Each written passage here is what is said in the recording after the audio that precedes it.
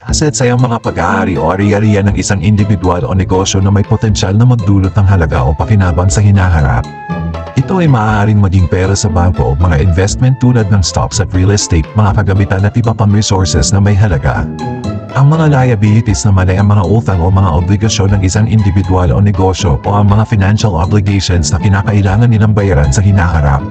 Ito ay maaaring mga utang sa bangko, mga bayarin sa credit card, mga loans at iba pang financial obligations na may katumbas na halaga. Sa madaling salita, ang liabilities ay ang mga financial responsibilities na dapat bayaran ng isang individual o negosyo.